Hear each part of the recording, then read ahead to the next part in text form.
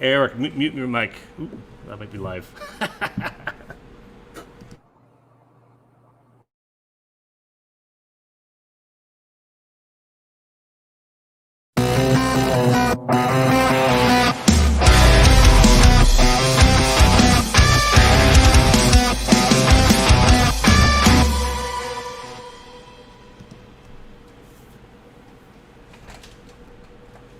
Hello. All right, here we go again. That was my first time doing that because Rob's computer froze and we're having some technical difficulties behind the curtain. So that's how we do. We like to. It was funny because it was all calm. We were like, yeah, this is the easiest start we're having. You know, it's nice. And then Rob's like, my computer froze. Oh my god! So, Mama Deadhead, hello, good to see you here. That's the way we roll here. So, man, oh man. So, everybody, welcome to Make Shit Mondays with, who's the handsome guy to my left? Or this way? No, I suck. There we go. Eric Vedder. And I'm Ramón Pérez. And we're here to doodle our lives away. Doodle our lives away, indeed. Yeah. How's your week been, buddy? You got a lot on the plate. Yeah, well, last week I was there at Raid, which was great. We had that crazy live show. Which was that was a hot mess. But it's like one of our most viewed episodes. It looks like, or it's getting up there anyway. So people like to watch drunk people, basically, is what it comes down. Yeah, that was fun though. I watched it all again, and I thought, it wasn't that bad. Like, no, I haven't actually had a chance to watch it yet, but I might give it a watch. I feel like I have to buy like a little gimbal or something for a proper, nice, smooth. Oh yeah, like one of those little handhelds, selfie sticks, and kind of thing, right? But I think it worked out well. Yeah. No, other than that, it was just like I was off for 2 weeks, so come back from that, and then Tuesday I'm back at work, and it's just like, oh man, what am I doing? So there's a lot of like getting refamiliarized with our with Warframe, because we had a TennoCon 2 weeks ago, and everyone just checked out after that. So it was just like, oh yeah, what was I working on? What am I doing? So on top of that, we're just trying to get Raid 4 on the go, and then this Ardent weekly comic with Sheldon that we're going to talk about a little bit later. But okay, nice. Which I've kind of alluded to here and there, but yeah.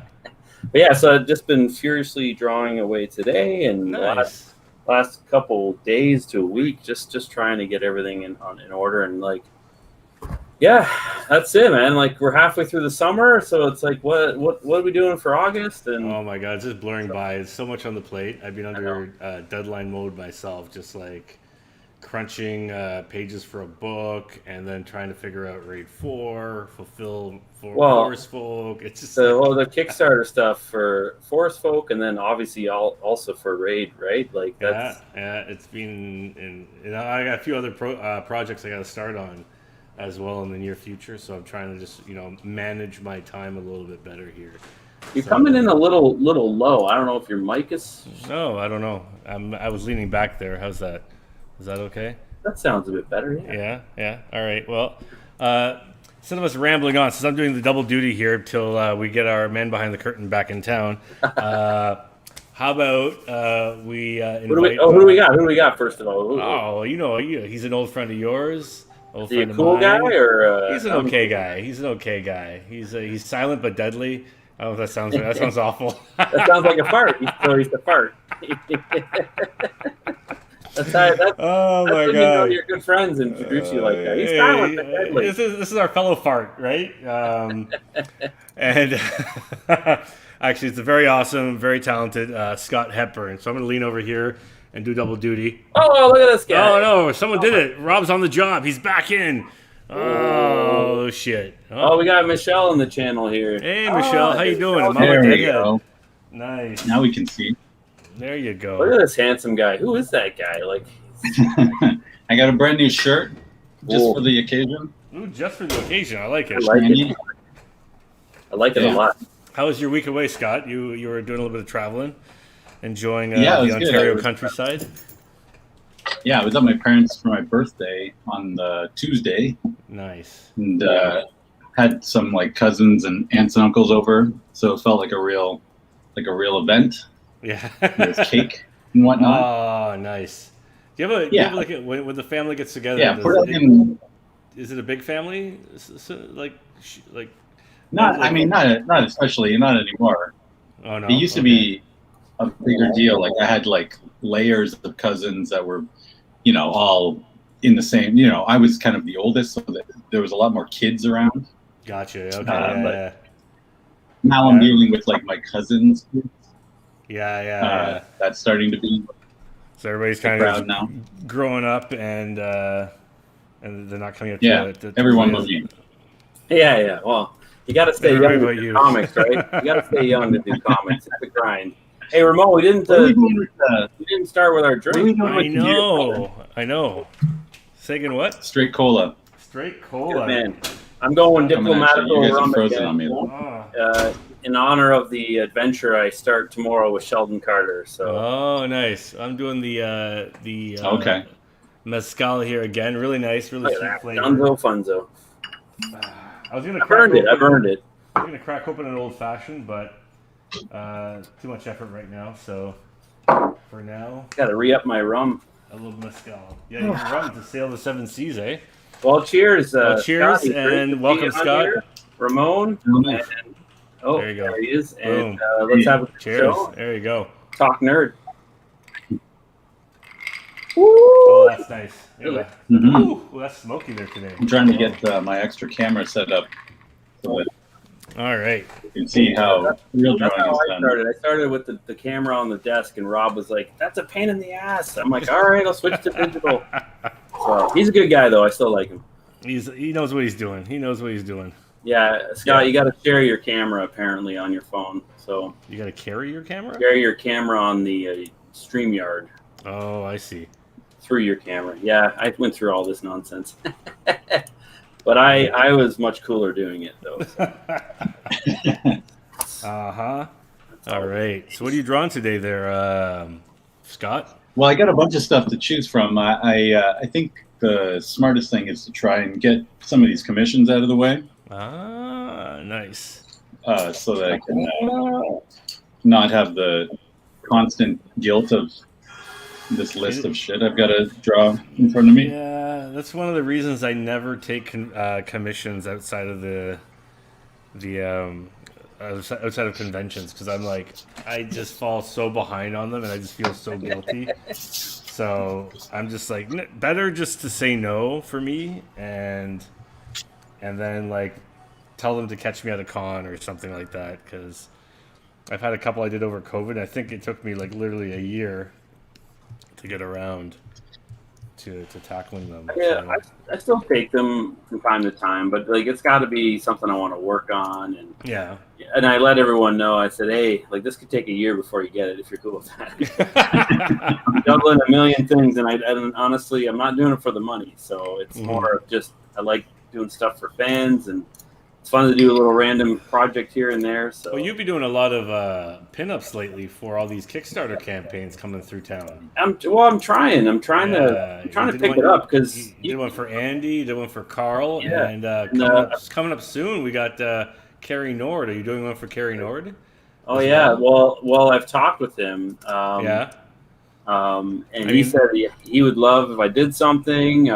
His thing launches next Monday, so we'll see. But shit!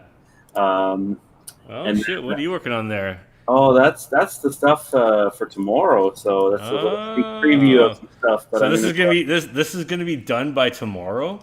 Oh, most of it's done. I'm just fine tuning some things. Oh, okay. That's it. It's just like this. This will be the fastest thing I ever see you draw. Well, I'm trying to figure out. Like, you guys are super impressive with the amount of work you guys can pump out and deliver on a daily basis. I don't do comics for a living. I work at Warframe, and it's a way different pace. And it's concept art. It's not line drawing and lines and all that stuff. So, but I miss doing that stuff. I can't handle the volume that you guys do anymore. It burns me out. And I'd like to get there. You guys are so impressive. So. Trust me, the kind of I would like to slow it down, to be honest myself. You get faster, I'll slow it down. We'll meet halfway in the middle. All right. This is good. Yeah, I think the real goal is to not have to draw. So many Yeah, that's the. I guess that's fair. Yeah. That's the 100. Well, I mean, I'll always love drawing, but yeah, to have to struggle to draw for the I guess to cover the bills or the paycheck or. Yeah, if you're just like counting page rates, just to no. My goal, I've been sort of thinking about this lately, is to try and do 100 pages a year, and then write 100 pages a year, and whether that, what I mean. That's not impossible. No, it's a very reasonable amount, and I feel like if on the right projects, that's a good amount of money too. Like if done the right way, that's like a mini series every year, or like a graphic novel every year. And then if you're also balancing that with writing a second thing, like I'm picturing two or more things in balance. Yeah. But working as a team in multiple different ways, so that you're kind of growing in multiple directions, Yeah, no, I agree with you. Like I'm really, I'm kind of embarking on a 2022 change of operation. What are you working on there, Ramon? Yeah. You don't like my dog, man? I was like, I'm working on this elf, and I'm like, ooh, I cut over to you, and it's like this dog. You know what? I was actually diving down memory lane, and this was a comic I loved in the 80s. This is Dalgota here. He was like a space dog from Fantagraphic Comics. You know what's funny? Like I grew up with I read so much weird shit and loved the weirder books. I don't know why. Like I never leaned to the crowd favorites in my reading material. I mean, I did obviously read. You're just a rebel, dude, and nothing to do with that. You just need a cause, man. I like the quirky. I like the weird, and it's something about something about a character just grabs me. Like I was thinking about this as I was looking at this character, because when I was a kid, like I love Star Wars, for example, and my favorite. I mean, aside from Han Solo, who I loved, my favorite character was actually Chewbacca, and and it's just like I'm like, why am I gravitating towards these these monstrous characters all the time? Like I used to watch like Beauty and the Beast with my mom, that TV show with Ron Perlman. Growing up, like I couldn't stand Ron Perlman in that show. I just don't like him. No? Sorry, Ron. I'm sure you're awesome. I just not that him as an actor. I can't. He just commented in our comments here. What? Ron, I'll catch you on the flip side. Don't worry, buddy. I'm sorry about that. But I don't know. He's going to be a guest. Yeah, he's just like fuck. Now he's second guessing. He's like, nah, not so much. But yeah, I don't know why. I just always like I love werewolves. Or I don't know what it is about these beastly characters that I kind of latched onto, and even like the Thing of the Fantastic Four was my favorite. All that kind of stuff. So maybe they remind you of yourself. Maybe I'm a monster on the outside, but a big heart on the inside. I thought you were drawing Science Dog. That Robert Kirkman book. I think Science Dog kind of looks like this guy, but maybe Robert Kirkman ripped it off from Dalgota. Who knows? But because this was Space Dog, he's like that's broader than Science, I guess. What are you working on, Scotty? I'm doing a Thor commission. Nice. Someone. Are you going to try this one? Thor with both hammers. Oh, nice. I don't know if we go full out. We'll see how it goes. If it turns out well, and then I tried, and I'll take claim. Oh, by the way, Scott, I was checking out some of your Instagram lately, and I love that. Speaking of monsters, again, Bill piece you did, man. That was fucking awesome. That was another favorite character of mine. And just wicked, because very few people I find can tackle him well, and you had him bang on. What character? Sorry, I didn't hear you. Oh, thanks. Oh, Better Ray Bill. He's like the kind of horse, skull-faced kind of monster dude that the other Thor.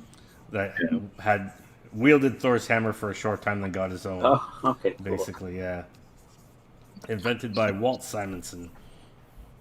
There's a really great mini-series happening right now. Or it just ended, actually, that Daniel Warren Johnson was writing and drawing. Yeah, I'd like to pick that up, actually. It's really good. Yeah? Yeah, he kind of has the career I'm most jealous of right now. Yeah, he does. Yeah. I thought it was me, dude. Yeah, Vedder's number 2. Yeah. Not for drawing, of course, but just for being dope. Just for being dope. Yeah. Yeah. No, I love it's funny because as much as I've done so much in comics, I feel like, and I love a lot of the stuff I work on, none of it of the recent years has leaned into my favorite things. It's been very much for example, even when I worked on superhero books like Hawkeye, it was a fun run, but it was a lot of talking heads with very little action sequences, right, and stuff. So it's I feel like I could have been working for Drawn and Quarterly and doing the same kind of books. Yeah. So it'd be nice to. I love the stuff that Daniel Warren Johnson has been tackling, just like the characters, the scale, and just the fact that he's sort of setting, he's picking and choosing what he's gonna do, and he's writing the story himself, so you get to really lean into the you want to draw. What is it here? I have he came up to me years ago. This is before he is who he is, and he gave me a copy of this thing here, which blew my mind at the time. It was like a Green Leader, like a Star Wars mini comic he did, and this thing blew me away. It was phenomenal. And it was about a year or two later after this that his first series, what was it called? It started with an E. Eternity? No, Extremity came out, and I think I think it was an Extremity, wasn't it? Because the girl had her arm missing. Yeah, and there was sort of like a robot companion. Yeah, something like that. Yeah. There was a guy with a big sort of Mad Max style jaw, bone jaw mask thing. Something like that. Yeah, it's been a while. I thought I had the trade here. But jaw mask thing. And then he did his follow up was the Murder Falcon, which was really. Yeah, this guy right here, man. This guy, just a great fucking awesome book. And I think he just set the precedent. He just came on the scene doing his own thing. And I think when you do that, they call you. You know what I mean? It's kind of like the flip side of what happened when we tried to break in. When we tried to break in, you had to do what they wanted. Yeah. Well, you have to climb the ladder within the company and then go do the image stuff or whatever, right? Well, he proved himself. He proved he could handle the writing and drawing tasks. Oh, I get to see that. Ooh, that's probably your phone, Scott. You got to turn the volume off your phone. Yeah, I understand. I was getting bad feedback. I couldn't really hear through the computer, so I was hoping to cheat the system. But I'll just set it back.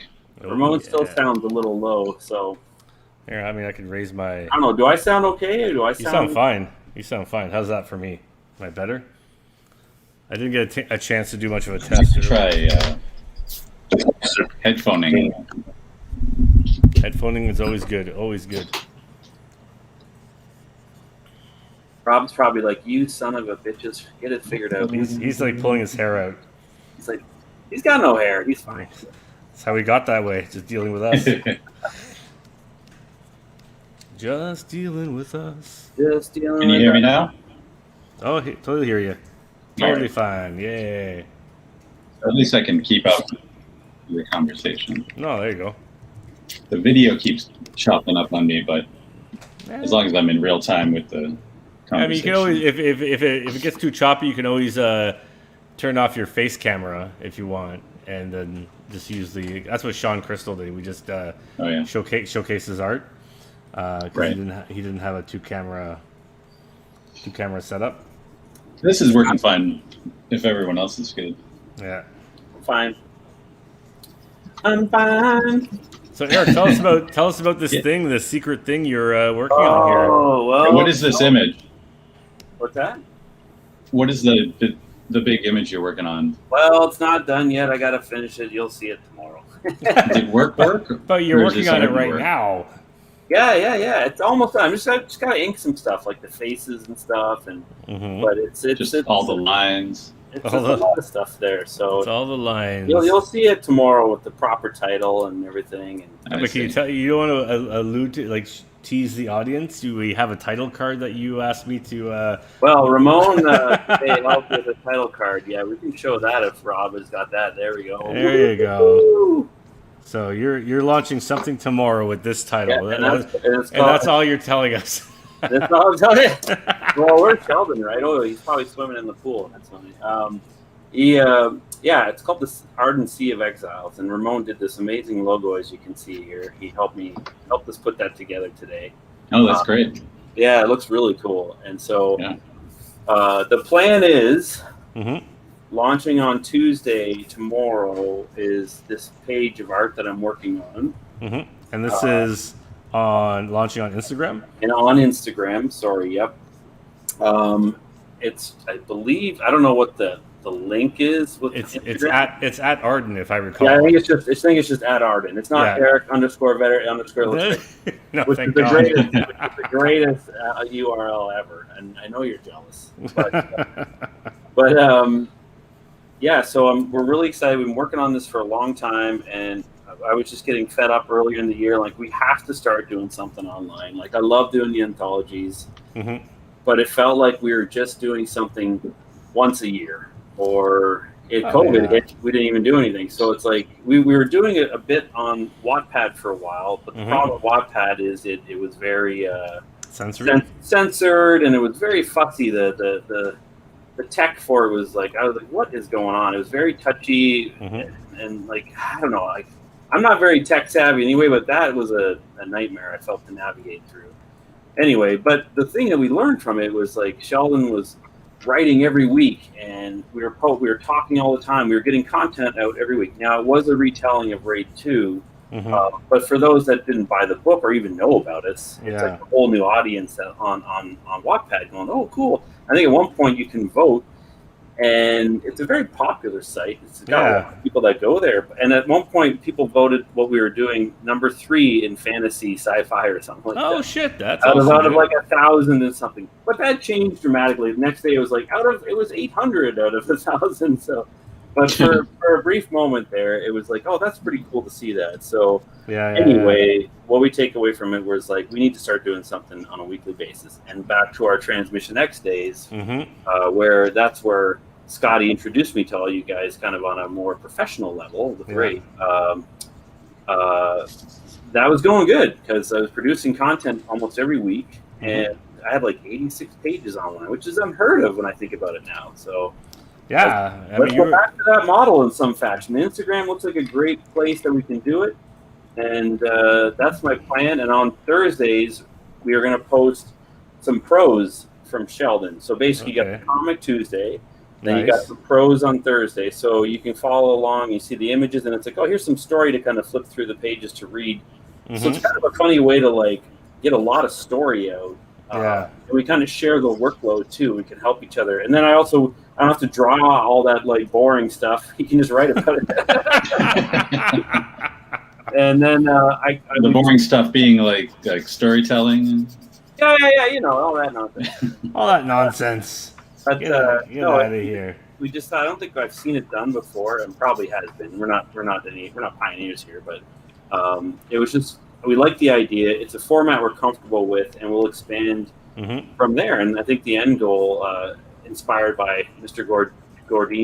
Dax Gourdin's Forest Folk, is we want to kickstart whatever we come up with at some point. So, could you see yourself doing it on a full website, just updating like you did the TX days? Yeah. If we, it's kind of like this is a test, right, to see how well we do, and if we can keep this up. And because the thing is, like, it might not work. We might not have the time to do a page a week and a prose a week. It might go 1 week's art, 1 week prose, and then we get extra time to work on it, right? Because we both have lives and stuff and full-time gigs, and we're not used to it, right? So it could smack us a bit about, and then we'll go from there and we'll adjust. But like, we're pretty excited about what we're going to get into, and nice. Yeah, we're really jazzed. So that was a long-winded story. Sorry for that.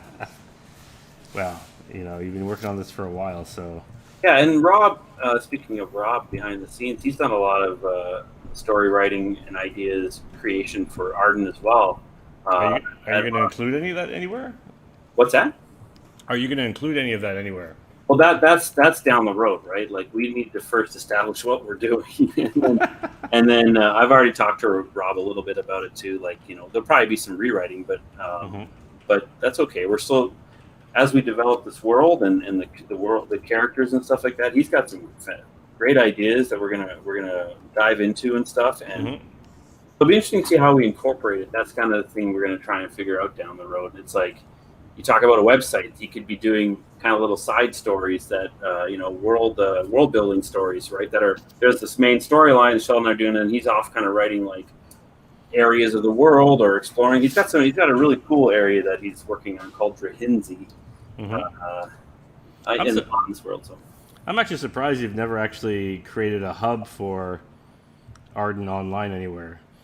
Oh man, it's just so big, like, and we're doing so many things, you just don't know what to do, and it's like it's because like doing art and any of your projects, it's like you got to sacrifice stuff, right? Time and other things, and it's like I just need to kind of get myself in gear, and that's partly why I joined a lot of the Kickstarters for the guys for Lethal Comics, is like just to challenge myself to get drawing more art, and then get us prepared for our Kickstarter. So anyway. No, I'd love to see you put together a website where you could actually have all your old TX, totally. the story.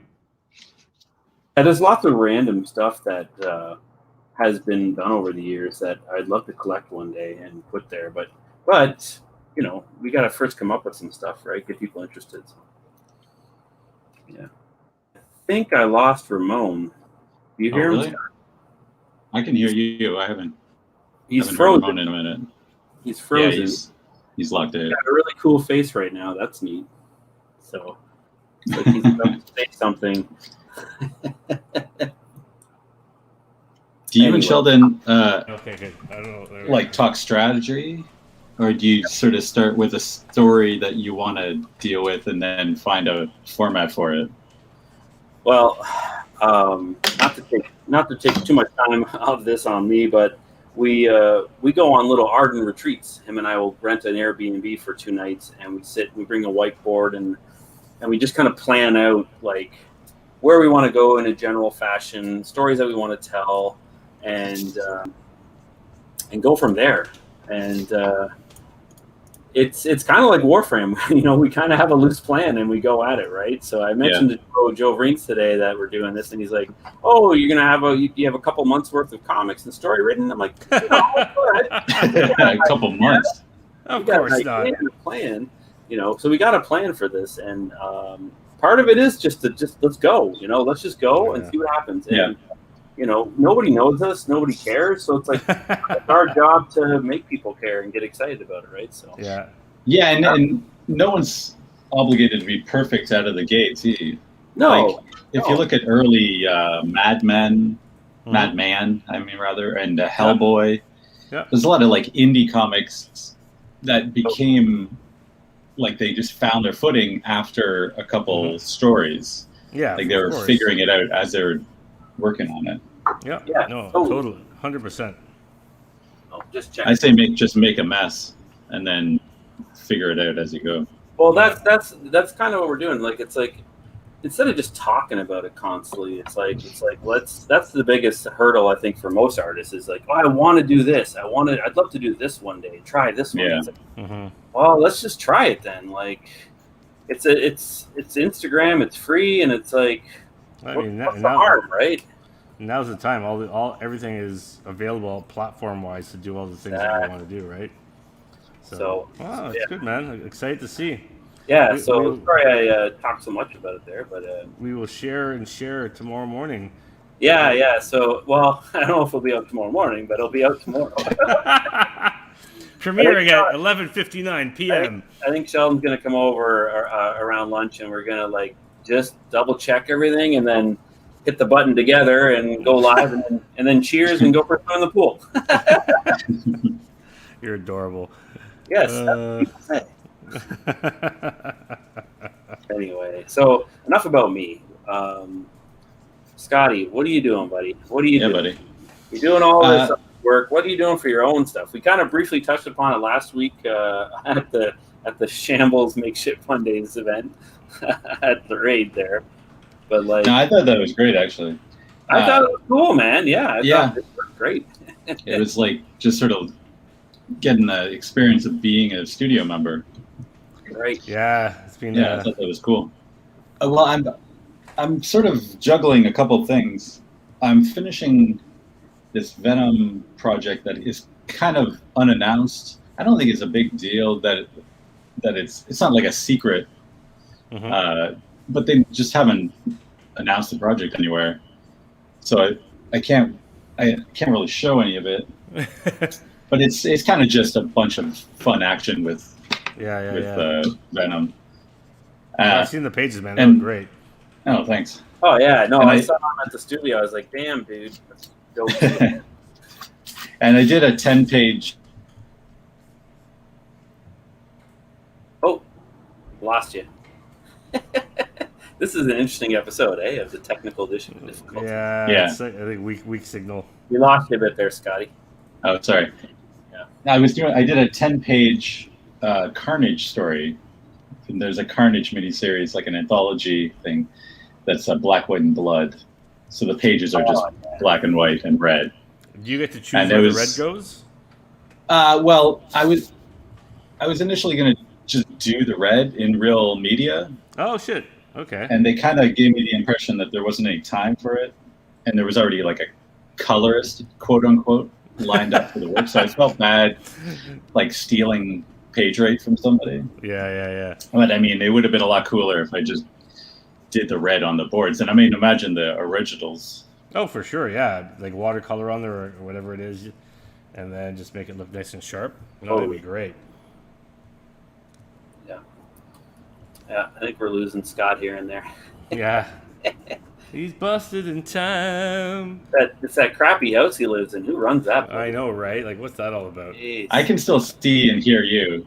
I don't know why it's so rough on me. Do you want to try turning off? Oh no, I guess you can't turn off the face cam because that's where your mic is coming in. I guess, eh? Yeah. I tried just going off of cell data for the. Oh God! Don't do that, man. You'll just kill your cell data. Yeah. He's like, whatever. It's worth it, man. It's makeshift Mondays, bro. I did that one night and I got a bill for like $200. It's like, whatever. Oh my God. Well, I'm in my own. If I was traveling or something, it shouldn't be that big a deal. Yeah. Anyway, we'll work it out. Yeah. But so I've been doing Marvel stuff pretty. Okay. Mm-hmm. Oh, we're losing you. There you are. Pretty steadily for like 8 or 10 years. And I just did this Modok project in tandem with like the creators of the show, the stop motion show that just came out.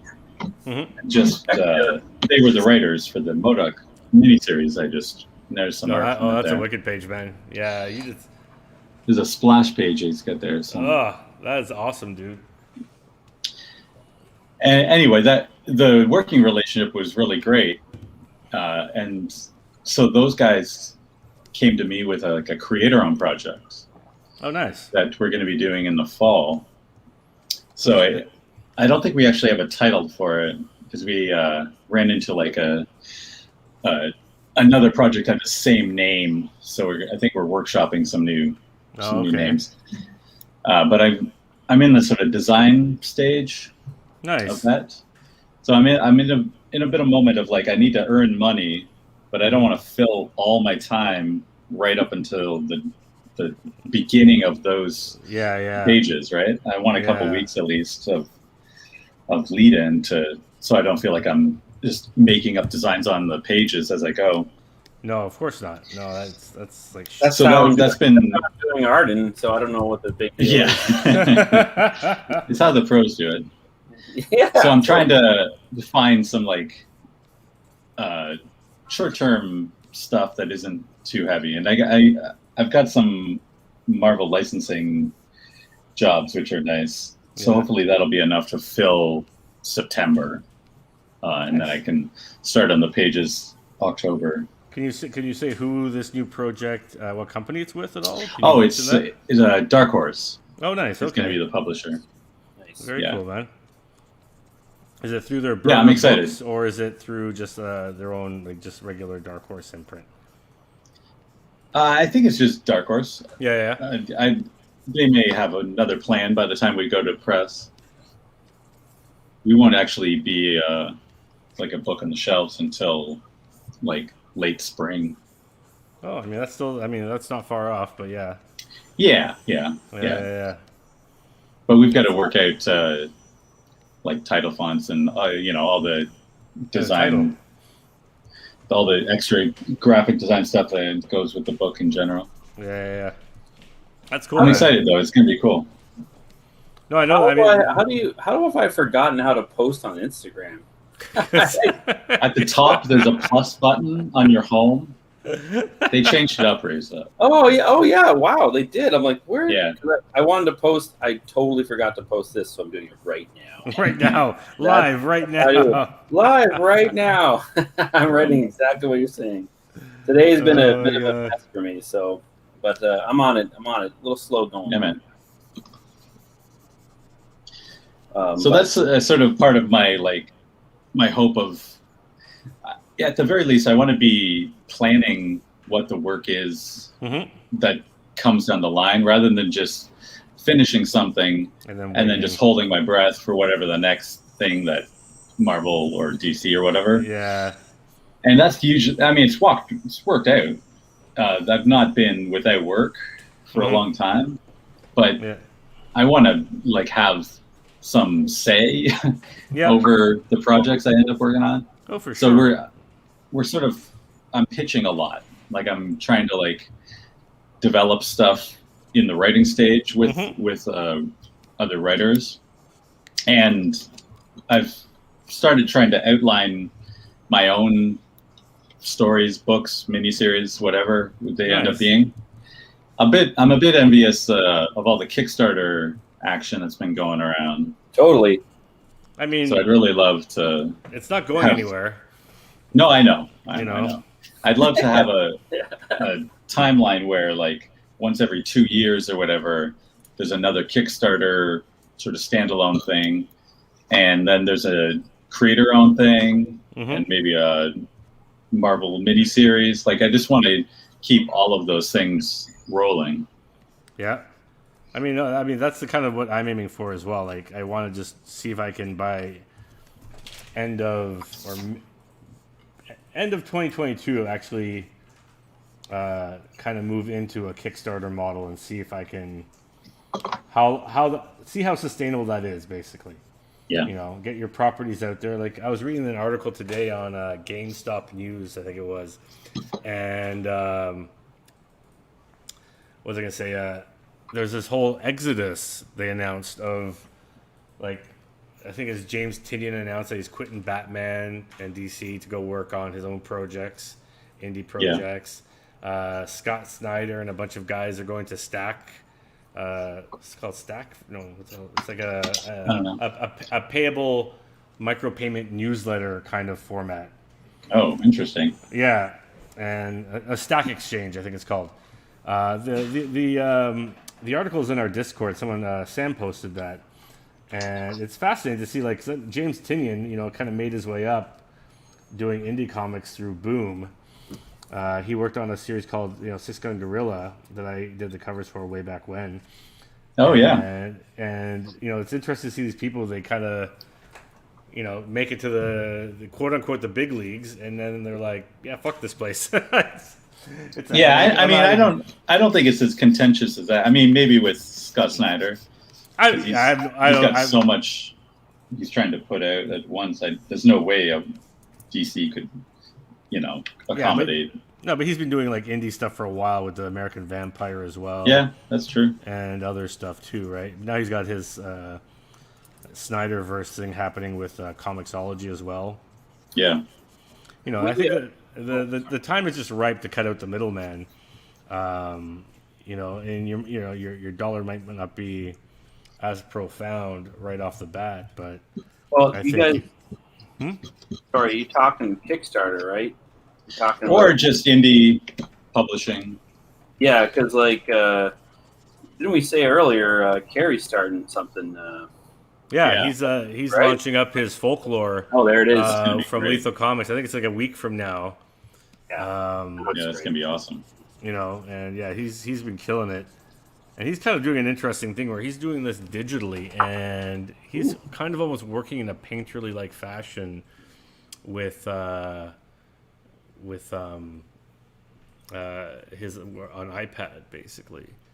We got to get him on here. For sure. Yeah, he's. I know we saw him a couple of weeks ago, and I think he's just a little bit stressed right now. Having to get ready for the camp, having run one of these things, they just take over your life for the foreseeable future till you're out the other side. And we helped out Drax on his, and it took over my life, and I didn't even. Yeah, it's not even my campaign. Like, it's not my book, right? Like, it was just like, but I was there every day doing shit, like, and it's just amazing how involved it is, especially if you want to do it right, Well, just think when we get Raid 4, I'm very curious to see how this is going to go for all of us, because this is going to be a big team effort. We got to put a lot of stuff out there for tiers, and we talk about doing commissions as options and stuff like that. There's going to be a lot of stuff. It'd be interesting. Like, I actually want to run a campaign, whether it might not be Raid 4, but I want to run a campaign where it's just the book, and that's it. Is that my window we're picking up alarms? Oh, it might be. Who knows? We're both on Queen Street. Welcome to the big city. Exactly. Whoa, that's not happening in London. Sorry, we're not that exciting. No, the murders in London happen in the house where no one can find them. Yeah. But like you've done some stuff for the Raid. Your guy with the man with the axe. Like, you want to follow that up at all? Like, yeah, I mean, I initially wrote that to be a 3-part sort of like Odyssey. Like, it's like sort of a classic hero's journey. Mm-hmm. Yeah. And at the end of the first story installment, you kind of see a path that he needs to take to get to some goal that we haven't really defined. Mm-hmm. Right. But yeah, I have getting that done kind of stressed me out to the point where I felt overwhelmed with taking on the next couple of pieces. Not that I don't think it's worth it or whatever. I just, every time the Raid anthology comes up, I feel like I'm like already drowning with other stuff, deadlines and whatever. Yeah, I think that's common for a lot of people. Like, for sure.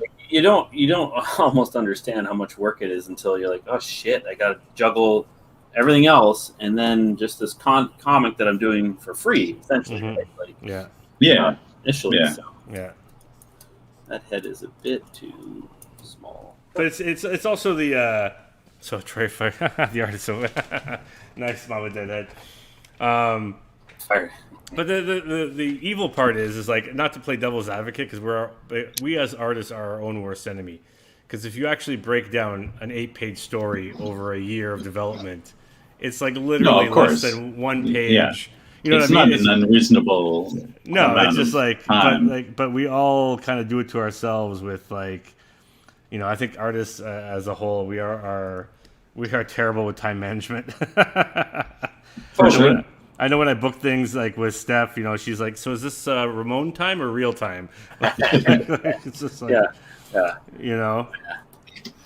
Yeah, that's funny. I'm a bit of a time monster though. Like, yeah, you guys know this. I'm always on time or way ahead of time. Who is? But when it comes to work, I'm like, oh man, it's hard to judge because I don't like. This is why, like, part of the reason I wanted to do this project on a weekly basis is that I want to increase my output and I want to tell these stories, and the only way to do that is to just go. So for sure. And you guys work in this field all the time, so yeah. You've got a shorthand, so to speak. We've talked about this before, right? And I don't, so I'm just trying to develop that as I go, right? So I can get faster at it in a healthy way. Obviously, I don't want to rush things out, but no, but you did it before. When you first posted Arden on TX Comics, that was like a comic a week you were doing. No, you know what I mean? Sure. Yeah. And before you knew it, you had 80 pages up. Yeah, that's bananas. You know. How have I drawn this? It's just chipping away. I think that works. It is totally just chipping away. Exactly. So. Are you You're one of the last people I know who doesn't do any digital work, Scott. Does that hold any interest to you? Yeah, I'm not against it. It feels like a learning curve that I'm not super motivated to lose the time to figuring out a new sort of workflow. Mm-hmm. And I like having the piece of paper. Oh, for sure. I don't get me wrong. I mean, I think there's lots of great stuff I could be doing if I just had that, set up. Well, it's interesting, like with Kerry launching his book, which he's doing all digitally. Like I remember when he joined Raid back in, it must be like 8 years ago now, or I don't know. Yeah. Lost time is lost meaning, but he didn't even know how to operate Photoshop. You know what I mean? For sure. You know what I mean? And it's so crazy to now see him, and amazingly so, doing this digital, rendered. And he's an amazing painter in his own right. He tackles traditional media like nobody's business, but to actually, I guess, expedite his workflow, he's kind of, done the digital thing, using it like a I'm really surprised. I think it's even for me, when I started, I first started doing just my breakdowns digitally. Yeah. And then I slowly moved into doing my pencils digitally, but I would print them out in blues and still ink them. And then it was just a tiny step-by-step process where eventually I'm just doing all the inks and everything digitally. So it wasn't just a quick overnight, I'm going to do this like this. It was an incremental kind of pieces as I got more and more comfortable with the software, and the software could do more of what I wanted it to do, I guess. So so that learning curve, it could actually be kind of not you could do your pencils or something, print it out, and then go sloppy with the ink or whatever it might be. It's funny for me because I've been using Photoshop for concept art constantly. So then Clip Studio comes out and Manga Studio, and I'm like, oh, I don't know how to use it. And I'm slowly getting familiar with them. I still don't know all of it, but they're great. Man, are they ever good? Oh yeah, Clip Studio. Jeez. Clip Studio is a beast of a program for comics. I mean, that's what it's made. I just got it on my iPad too, and I was like, man, this is the shit. Well, that's what Kerry's doing his entire comic on an iPad with Clip Studio. Well, that's what I was going to do with this, but then I'm like, well, I need to draw on Make Shit on Monday, so I'll use my Cintiq right now. But the good thing is you can actually, if you pay for the clip on you can just swap back and forth between the two, right? Oh, I didn't know that. Yeah. I just paid for it, but work pays for this one on my computer because I need it for work. So, but yeah. Is it always comics forever, Scotty, or what, buddy? Well, I definitely wouldn't mind doing other things. I like doing the Marvel licensing stuff, which it's all comic book characters. It's all comic centric. Could you ever see yourself doing film work or yeah. I don't want to become someone who's just part of another studio system. Mm-hmm. Like that's why I left animation. Yeah. Because you kind of lose whatever sense of your own personal style. Yeah, for sure. To just getting the job done. Mm-hmm. Yep. And that's fine. It's not like it feels kind of like being an actor rather than a director. Interesting. Okay. Yeah. So I don't feel like I'm where I need to be, but all of the types of things I want to grow in and get better at, I'll never do if I'm just doing storyboards or whatever. Yeah. Pay's great though. Oh yeah, for sure. Well, that's video games, man. Yeah. I got out of comics because one, the work was intense, and which I didn't mind, but then the pay was substantially more for concept art, and I was really interested in that field because that's going back to 2000. I thought you were going to say I was really interested in that paycheck. Oh yeah. Well, I'm living in my parents' basement. And I'm like, I wouldn't mind a little bit more money, sure. Yeah. But it was just such a cool field that was starting to take off, and more and more. Because this is back in 2004. I was starting to take it seriously, and I had a couple of friends working in the industry, and I'm like, maybe if I can tap them, maybe they can give me a gig, and that's how I got started at Silicon Knights down in St. Catharines there. So, and that's where I got Joe a job, and that's where I got Dax a job, and then get my friends jobs. Like I got Scott a job at Udon.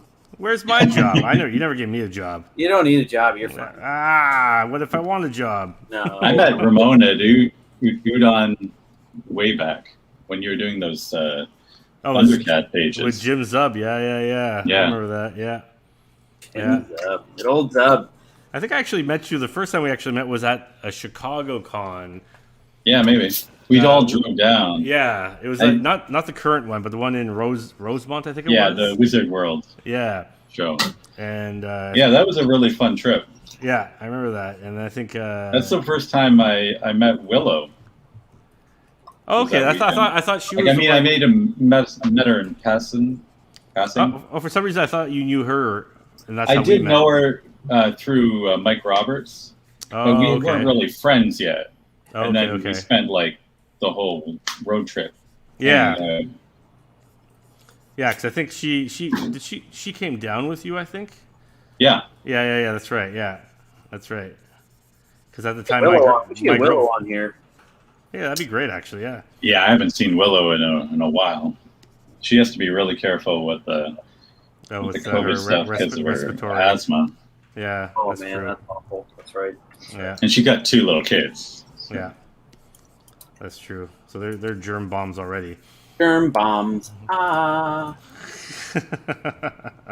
is this not? That's funny. I look at the screen on StreamYard. Mm-hmm. Oh, I know why. Are you kidding me? That's hilarious. What? It's better when you see it? No, it's it's gray on StreamYard, but it's black on my screen. That's because Rob wanted me to turn down the brightness on the screen so you can see what I'm doing. But that's all right. I can fix that. You're hilarious. I'm getting there. Hilarious. How do you use anything? How do you make anything work? Edit. I'm gonna be done my dog guy, so I gotta figure out something else to draw. What do I draw? Okay, I know you're fast. Stop bragging. It's years of conventions that just make you go faster and faster. Transform. Where do I get the? Oh, here we go. Is that what I want? Level. What are you trying to do? Well, I didn't notice that the line was gray. It's all good. Well, that'll be fine. You can change that anytime. Yeah, I think so. I can turn it black, right? So. Yeah. In Clip Studio, just a button. I'll show you after the episode. Just keep drawing in gray. More lessons with Ramon. You're hilarious.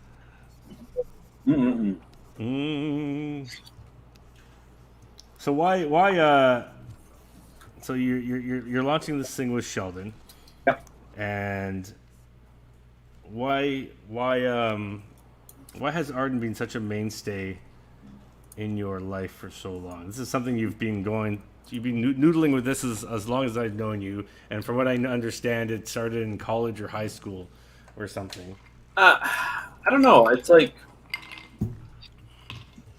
I remember sitting in Joe Vereen's basement, and we're drawing on our little sketchbooks. We were like, this is like 96, 95. That's how old I am. And I drew on in the sketchbook. I should try and find that original image. And I drew this like big boobed elf lady or something with a big dragon bone helmet on her head. And I was like, blew my mind. I was like, that was it. And then like everything came from that. Joe was drawing Balto beside me. It's like both of our worlds were figured out kind of in that moment in a weird way.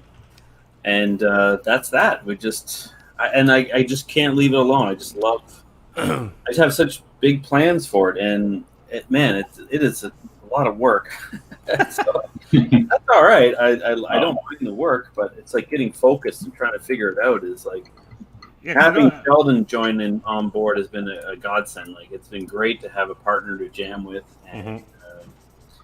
and bring this world to fruition, right? So and you guys I don't know why. I just can't tell any other story. Every time I want to tell something different, I'm like, nah.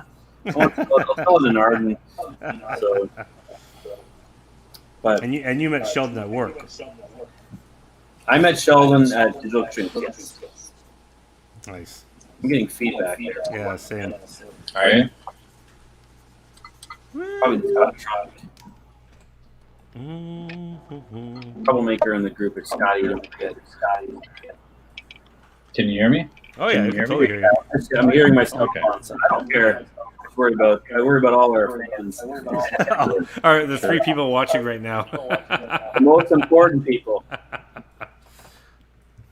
But yeah, I just can't shake it. Like I've tried to do sci-fi film stories, but then I decided I'll make a world where I can tell any possible story whenever I want. So I came up with Arden, and it's the capital city of Turian there is like a big tech city. So it's like, if I want to do like an Akira show or an Akira comic, I can just do it in the city. And if I want to do high fantasy with dragons and magic, I'll just do it in the Savage Lands, Arden actual. So, and then it just kind of stayed. I was like, I don't know. I love dragons, and she was Dragon Queen, and man, she's. I have a website with like a repository of all our stuff. You're gonna see how much has changed. I followed a lot of it. I've seen a lot of the files too of the old art. I'm actually excited for the day they all go into one book. Oh yeah, we talked about that years ago, but I'm like, wait, nobody knows what it is. So it's like I better start working on that. But it's been great, and Raid is with the anthologies. That's been a great step, and then since Raid 2, Sheldon joined as a writer, and we're just having the best time too doing this. And we can't get enough of it. So it's I'm looking forward to starting this journey. So nice, man. Yeah, I can't explain why I can't do anything else, because anytime I want to tell a story, I'm like, I'll just stick it into Arden. But you draw noses. Just a triangle. There we go. There you go. Triangle. Pom, pom, pom. Do you ever reference other artists when you like, for example, like you wanted to draw eyes a certain way? Do you ever go, totally. I love the way this artist draws eyes? Totally do. Yeah, totally. yeah. I mean, that was Capcom. Like, Scotty, you know that in college. Oh yeah. When Street Fighter 3 hit, all of us were like, "This is why am I doing anything in this world? This is the best art I've ever seen. I'm going to stop drawing because I'm never going to get this good." Hina Nishimura is still one of my all-time favorite. If I'm saying that correctly, from Capcom. I love her stuff. She's so good, so good. It's interesting. I like how you treat the pencil almost like life drawing, Scott. You use it like the. Yeah, yeah. I remember our teachers would always go like, hold it at the end so you don't niggle with detail. You just kind of hold it back and use the side for different textures. Yeah, I'm just trying to move quickly, so I'm not like carving up the page, and because half of this just gets erased. Yeah, when you go in with the ink, and then you build up the, because like you're doing Thor, but you're kind of doing like the muscle structure, I guess. I'm gonna do him shirtless. Oh yeah.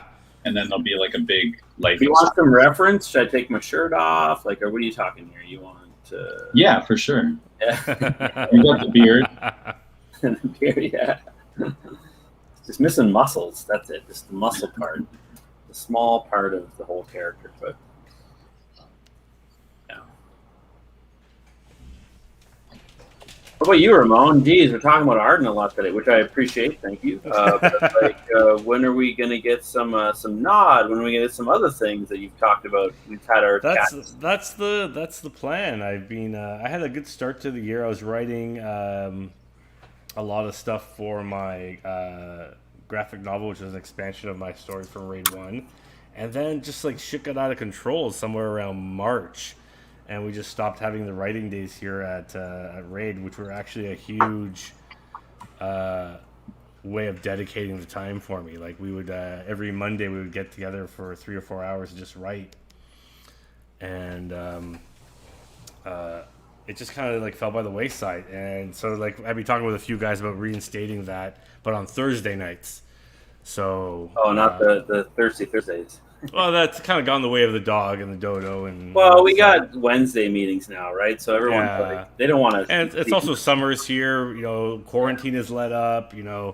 People are coming back into their offices. You don't really want to see. Well, with all the crazy stuff going on, we might be back at quarantining before we know it. Oh, I don't know about that. I think we'll be fine. Give me 1 second here. Oh my god. But it's true. It's true. It has been a bit of a wild and weird. But I'd love to. My plan is to launch. Like I want to relaunch Kookaburra in September. That's one thing I'm working towards. September, October, and then actually, work on the graphic novel in 2022 while finishing up other work and try to just adhere to a schedule basically. And then we're dead. And then we're dead. Yeah, right.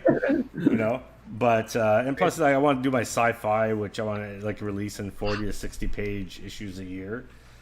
And you know what? If I can work up a way where that's all I'm doing, this is just it's very easy to do. Like, I think there's one year where I think it was the year I did Jane Eyre for Archaea. That year I did about 500, almost 600 pages of comic art. You're in 1 year. Nuts, buddy. Yeah. I can't even dream of those numbers. Like, I'm lucky if I get 12 in a year. It was bananas because I was doing an ongoing series plus a graphic novel, which was 240 pages. And a couple of oddball things here and there. And I was just it was bananas. I think I did the math. The paycheck was probably pretty good. But... it was a decent year. I'm not going to complain. Yeah. But I was burnt out to hell and back. I bet. But I know, but that tells me what I can do, right? Or what's possible. Like even say for example, Kookaburra. I just want to do 2 pages a week. That's all I want to do with that. Which is that takes me about 2 days, 2 to 3 days to do that. And if I can work on something else, whether it be a graphic novel or ongoing series or whatever, and work that in, so it balances out where I'm not starving, but I'm doing the things I love. It just I think COVID, the pandemic, threw a big monkey wrench into a lot of things. The move to Raid, the new space, that was a big monkey wrench with construction and things. So I feel like we ended off quite nicely on 2019 when we did ED. Bass or bass? What? Bass or bass? But it was just it's funny because we started off on I think we were super excited about after our 2019 Fan Expo. We had such a great showing and great time there. Everybody was banded together. We just put out Raid 3. Like the fist. All right, thanks, man. Sorry about that. What? Like the fist? like the fish. Oh, like the fish. Yeah. No, that's great. All right. What's next? What's on the agenda here for doodling here? This is like my fun time to sketch stuff I don't normally get to sketch. I've been trying to work on some character designs, but I'm not sure. I get some input from people on some character designs. Well, is your Raid 4 stuff all figured out, or where are you at with that? Oh, I'm laying it out. I can't do that kind of stuff while we're on the show because that takes like more engaged thinking. But I have the costume designed. I have the character designed. I'm just plotting out the pages, and I'm actually debating about doing it traditionally. I don't know if I will yet, but nice. I'm debating because I want a very particular kind of line, which you don't get very well digitally. And I just want any line that works at this point. So who's this girl? This is Makoto, my Wolfborn. Oh, she has that's right. She has the circle on her head. That's right. And she's missing the horns, but they're coming. They're coming. It's all coming together.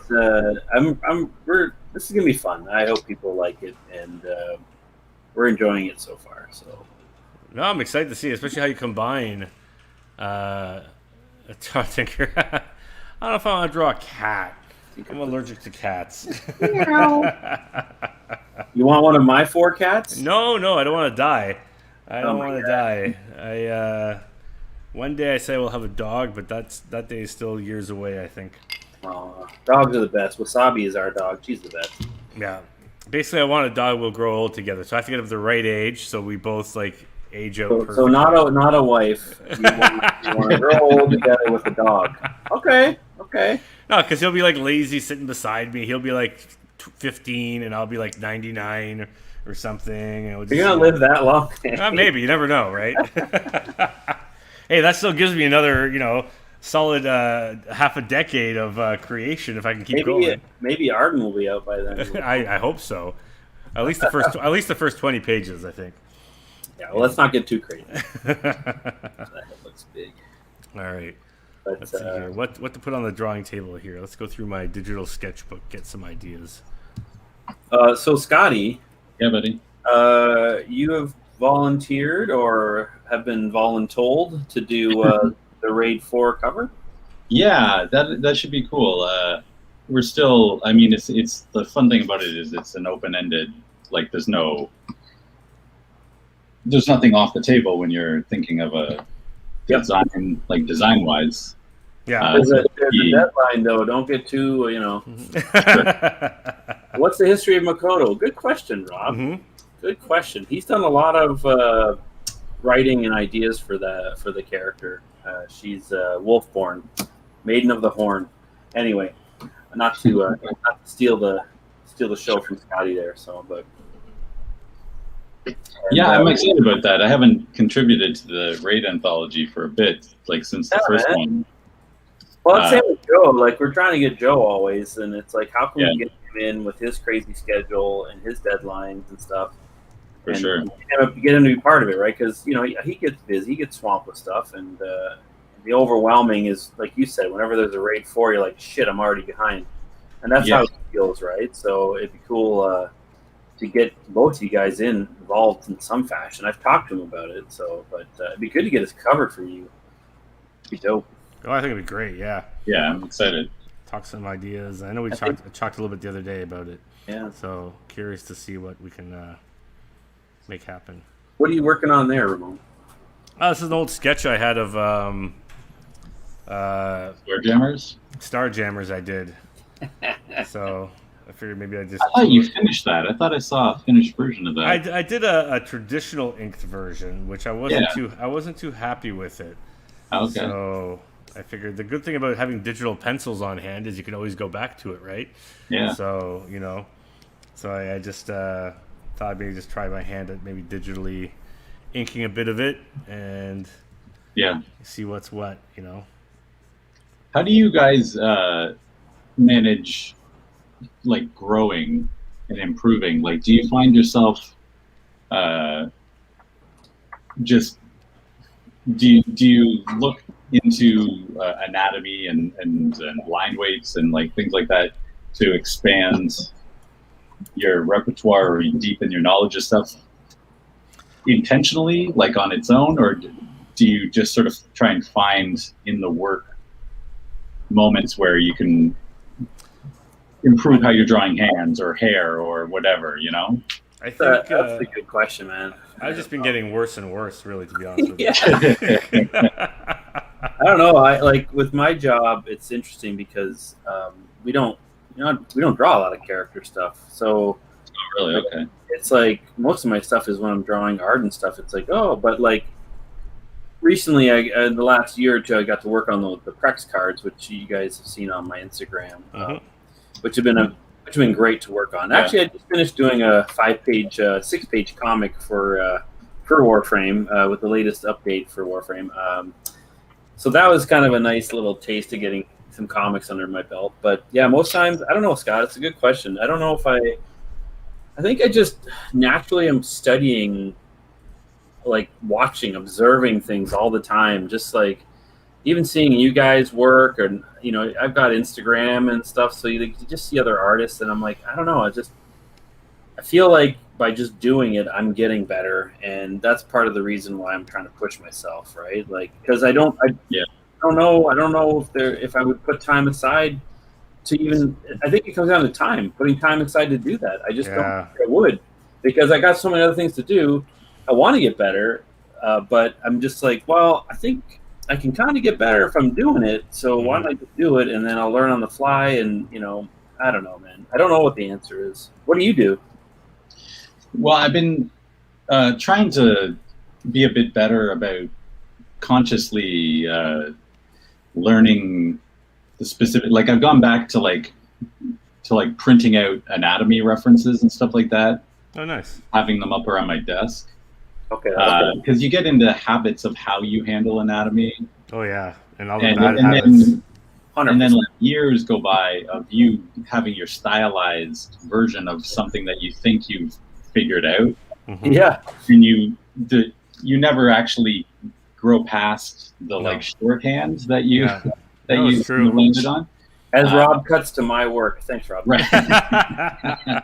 No, but I feel that too, because I'm like, as I'm working on this right now, I'm like, man, is that how that looks? I got to study that more? I don't know. I hear you. I've felt like some breakthroughs in the last, I don't know, year or so in having a deeper understanding of specifically anatomy stuff, but also just general like structure of things, handling lighting. And then you can you can roll that information in the back of your head as you're working in your own style again. And you have, like, you want to stylize from your own observation rather than your, like, interpretation of someone else's style or your memory of, like, what you think leg muscles look like or whatever. So I've just been realizing how much, like, it's kind of just trying to think like animation school again, like thinking of everything as like new and having to like double check things a lot and like actually analyze things like if you don't know it at all. Actually, I think you said that. I think I downloaded Pinterest for. Well, Pinterest is great for reference. My shit and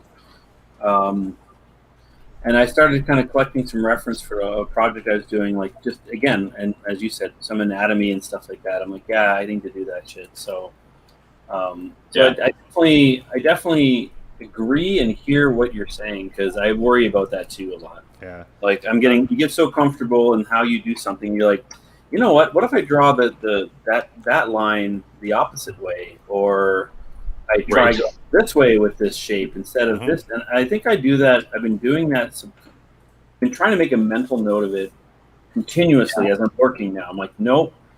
How can I handle this arm or this hand better? How can it look like this is how I normally do it? Let me look at some reference, or let's, it's funny. I guess I am doing it, Scott, because when I was working on this today and in the last couple of days, I picked up this, I think a Korean artist, Marcus, I could be wrong if it's Korean, apologies on that, but he was posting these like art tutorials from Oh yeah, I've seen those. Yeah.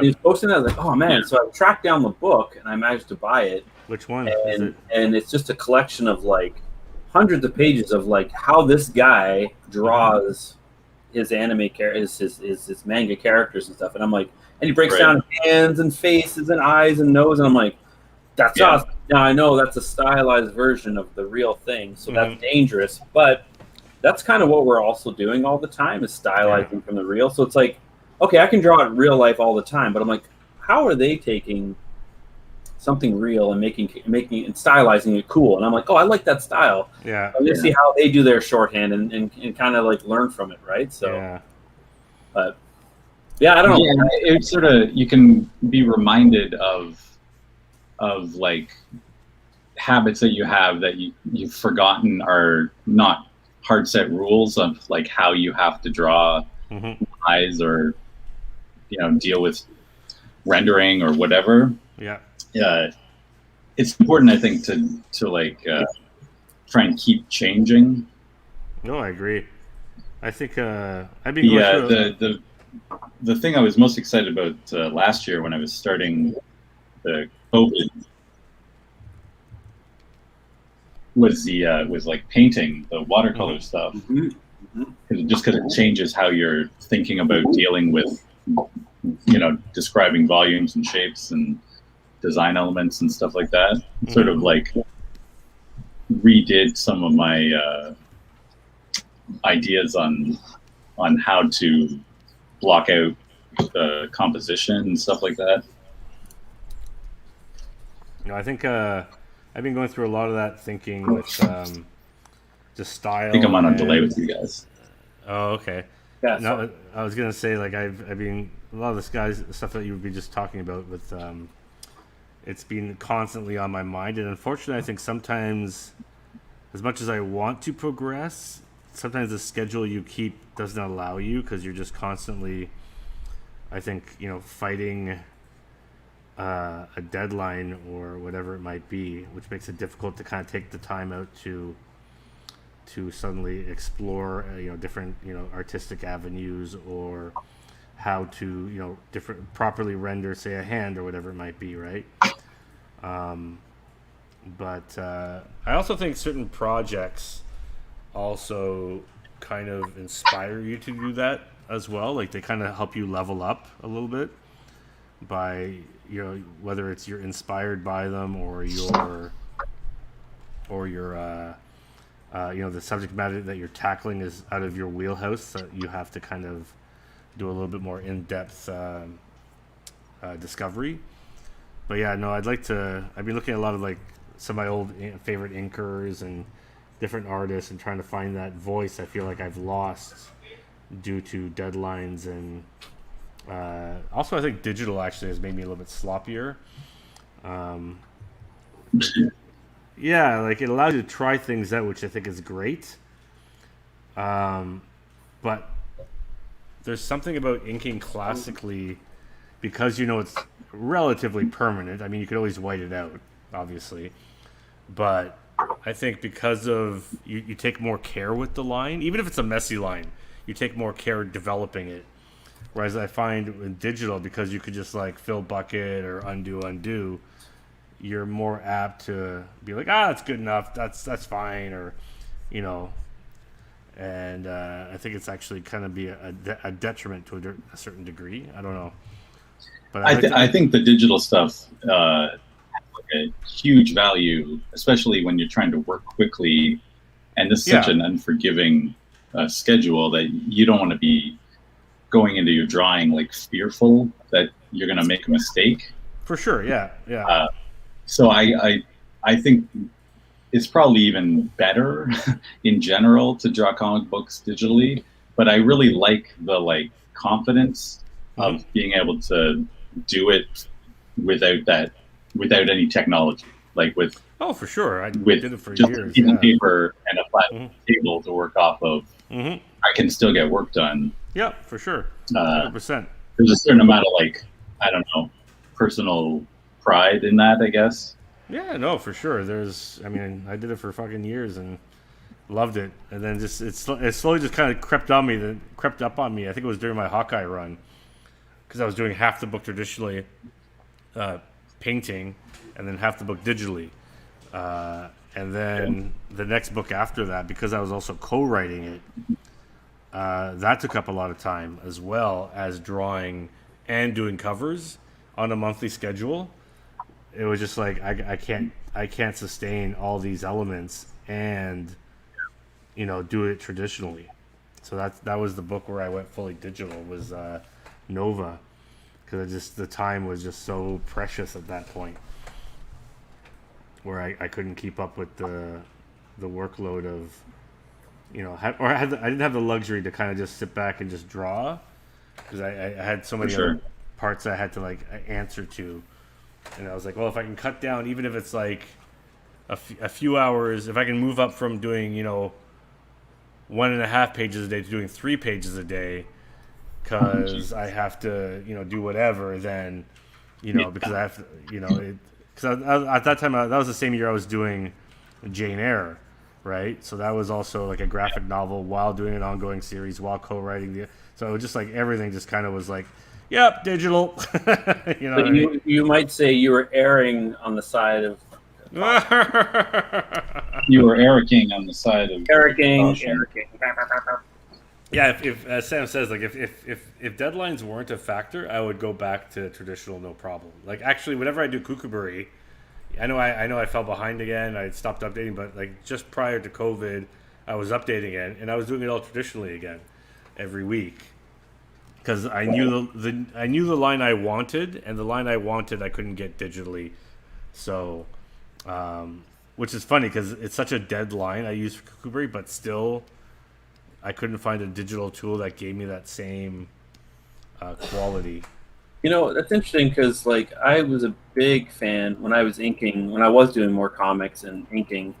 Big fan of the Kohinoors. Oh yeah, the marker. I mean, yeah, that's what I use. I use the Kohinoors for Kookaburra. Yeah, I love those because you can't find those line anywhere else. And they're a dead line, but they're a felt tip, so there's a bit of flex to them. So your line is never perfectly dead. You know what I mean? I always loved the Kohinoor, and I couldn't find them anymore, so I bought another brand that seemed to be okay, but I don't know, man. Like you said, the inking on the computer, and now that I'm embarking on this adventure with Sheldon, I'm like, I have my iPad, I can just do it and work anywhere, and it's such a great tool for stuff, right? So I'm like, oh yeah. No, I'd love to mix and match. I would love to do stuff where I do the majority of a book, say, digitally or parts of it, and then I play with other parts of it traditionally, or maybe I do I'm embarking on another book later this fall for, and I know I wanted to do. I'm doing it traditionally, but I'll probably do the layouts digitally just to kind of lay the groundwork quicker. Right. You know what I mean? And I can play around with it. Like that. When you draw that perfect head, and you're like, I drew it too small, but it's perfect. Yep. So it's, instead of having to redraw it, you just resize the end, and then. Yep.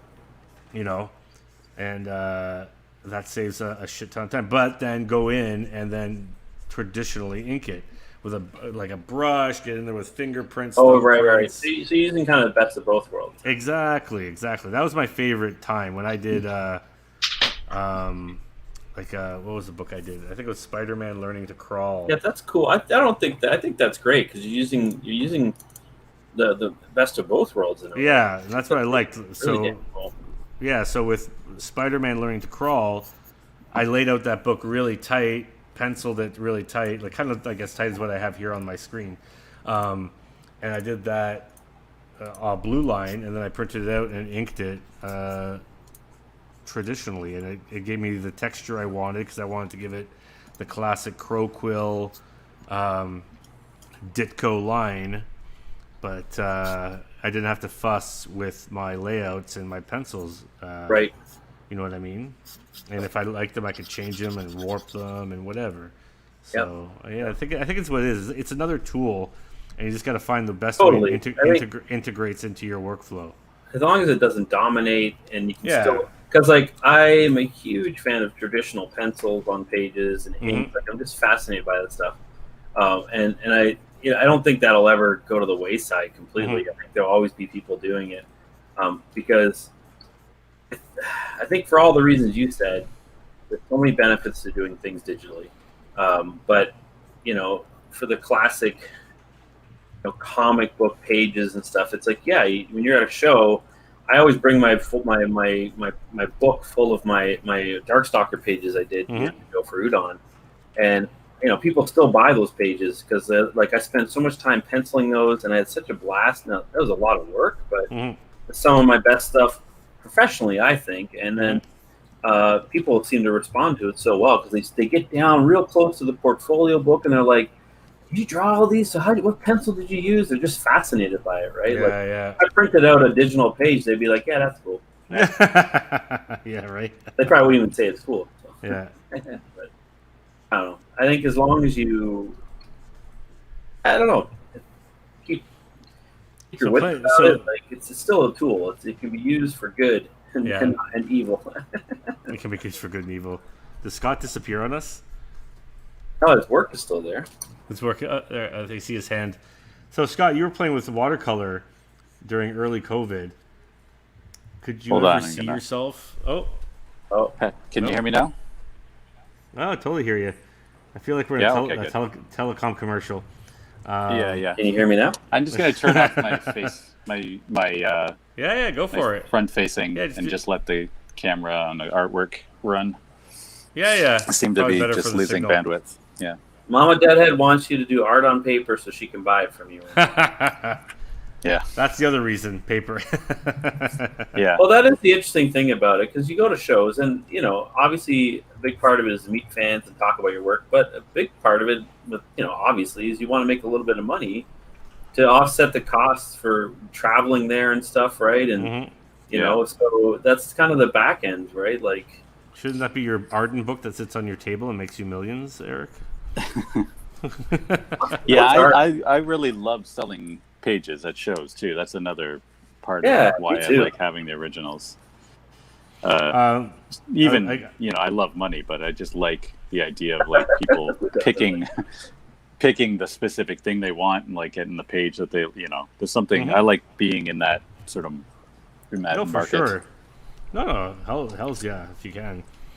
When we lost you there for a second, Scott, I was asking. So you did the watercolor stuff during early COVID.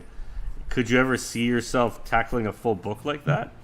I don't think it's time effective to do a whole book, but I really like the idea of like taking more and more, like maybe covers. Maybe at some point I get proficient enough to do like a run of covers like that.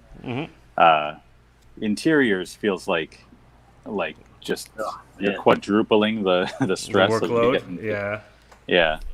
So I mean, maybe if there's a point where my comfort level catches up to the needs of the work. Right now, I'd just be happy to have like a regular reason, like a regular excuse to like have to do some colored stuff. Every time I'm doing it now, it's like I need to take a couple hours to remember how to do everything again. Because it's a couple months between things. No, totally. And then it comes out sort of like by the time I get to finishing usually it's just commission pieces, I remember all the stuff that I had sort of like figured out last time, and like if I have another couple days in a row of it, I could get into a groove of stuff. But I've got a couple of things that I'm pretty happy how they turned out recently. I think I put this guy up on Instagram. Oh yeah, I saw that, the Deathlock. Yeah, that looked great, Deathlock dude. one. Oh damn, I love. It's fun a lot. I just I'm so easily, like my head's turned so easily that like as soon as someone gives me like a commission like that with Deathlock, I'm like, oh, I should do a Deathlock miniseries. I should be pitching. No one's done a cool Deathlock in like ever, like since the 90s. Yeah, and you could be the one to bring him back. Yeah, exactly. So you don't ever have that for your own stuff, though, eh? Like, because what was the? No, I do. The Port Elgin story that you were working on. What was that called again? The Port. Sorry. The Port. port. That's right. Yeah. I heard Ramon say it, and then you say it, Scott. But there was a delay, so I heard report. Yeah. Report.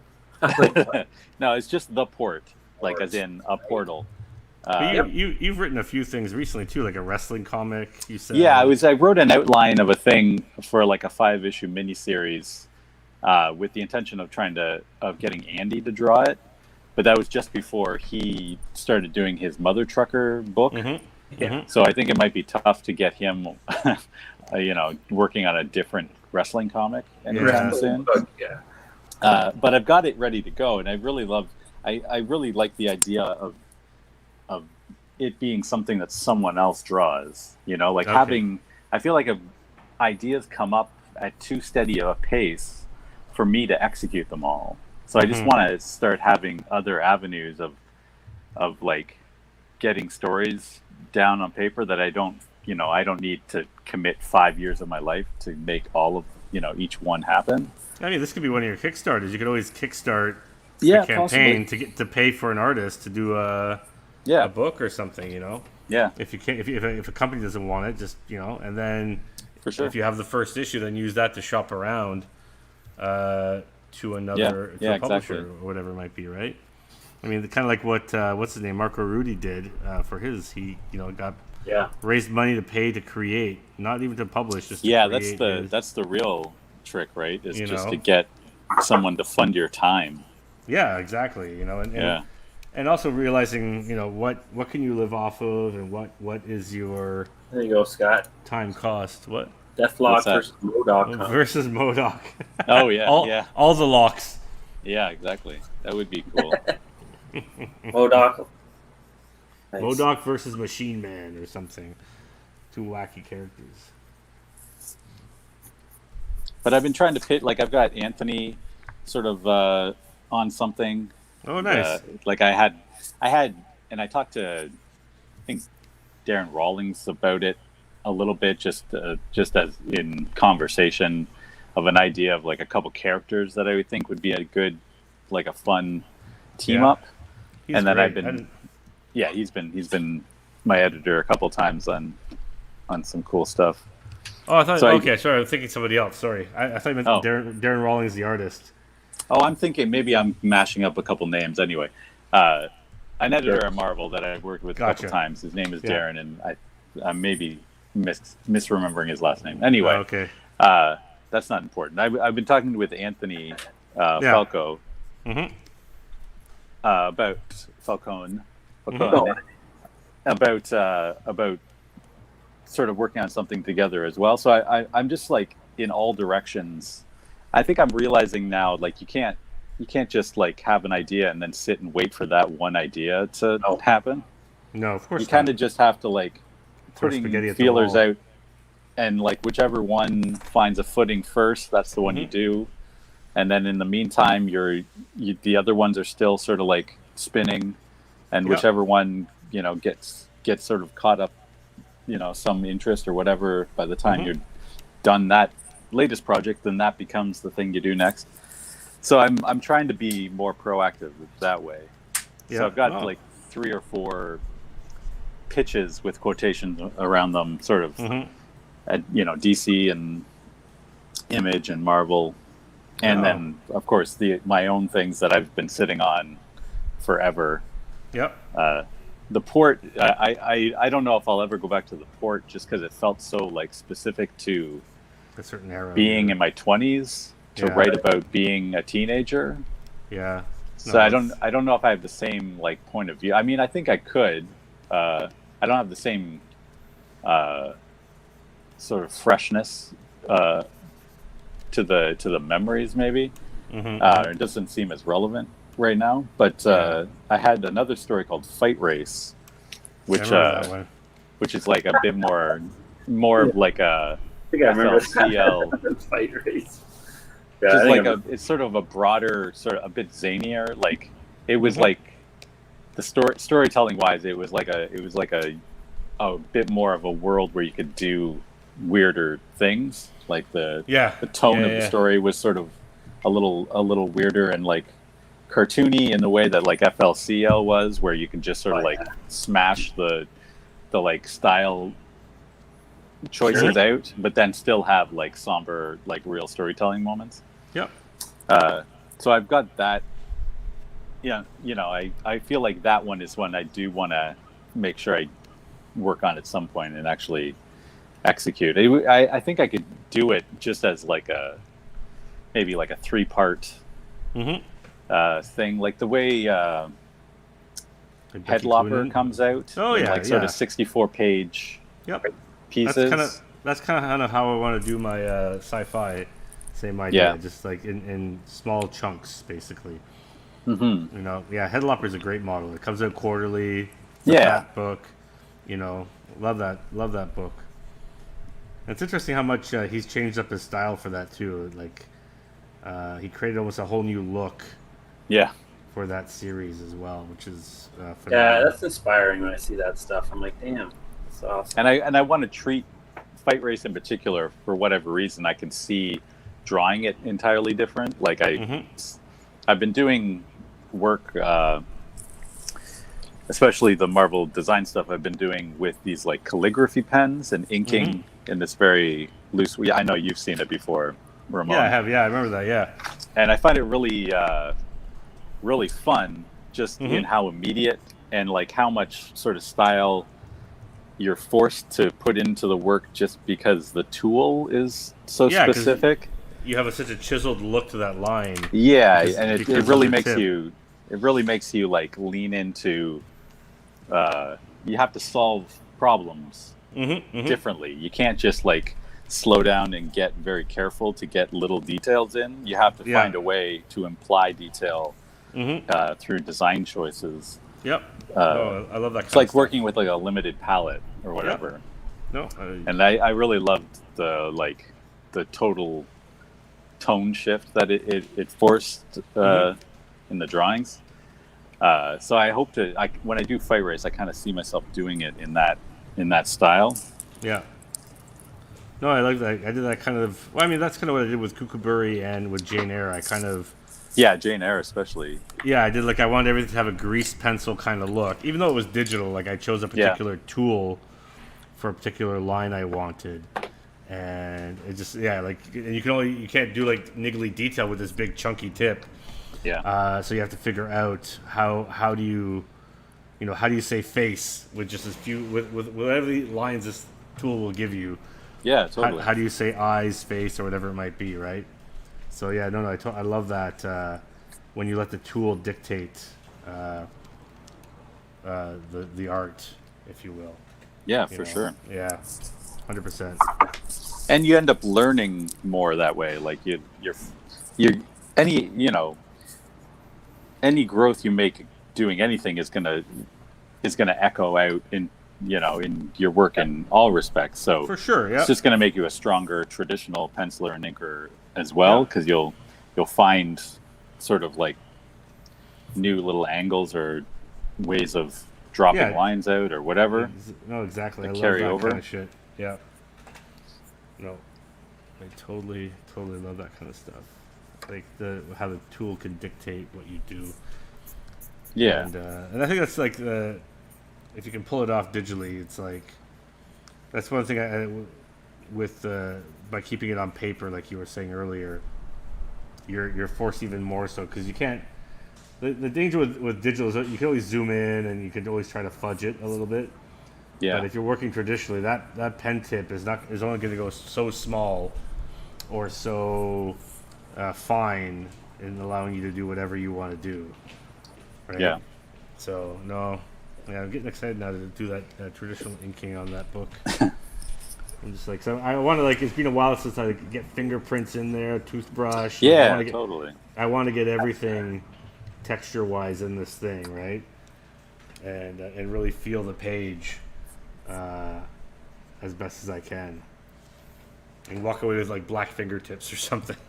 Yeah, I've tried multiple times to me every day. I'm going to start inking and learning about it now, and I buy all the equipment and then I never do it. I'm like, it's like I had so many ideas. Eric watercolors to the conventions. I'm going to do it right there at the seat. I'm going to force myself to get better, and I just don't do it. because I get Capcom. Instead, you learn how to build a bar. You're like, yeah, I'll just build a bar instead. Well, the bar is worth it. You got to think about it. The bar is worth it. It's an investment. Yeah, that's a lifelong investment. You can drink there forever. The art. Yeah, exactly. You can't draw forever. No. I did sign up for a painting course, like a 4-year course through work, like traditional painting that I'm trying to block out time for amongst my busy schedule. Mm-hmm.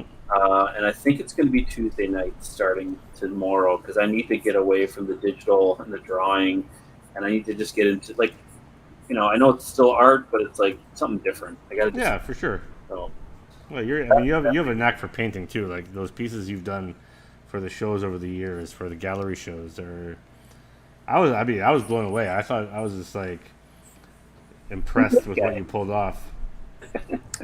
I got lucky with some of them for sure. As a guy who's painted, you can only get lucky so far with paint. You got to know at least a bit of what you're doing. You can't just be winging it. It's funny, I love doing it, and I just do it so infrequently. And I'm like, what if I actually like dedicated some time to it and learned more about it? Mm-hmm. Where could I go with that, right? So I definitely, that's kind of one of my things on my to-do list of what I want to do as I get older. So yeah. How do I want to spend my remaining years on this world? Learning to paint. So, you'll be like, Eureka, I got it, and time to go. I gotta go. I've been here too long.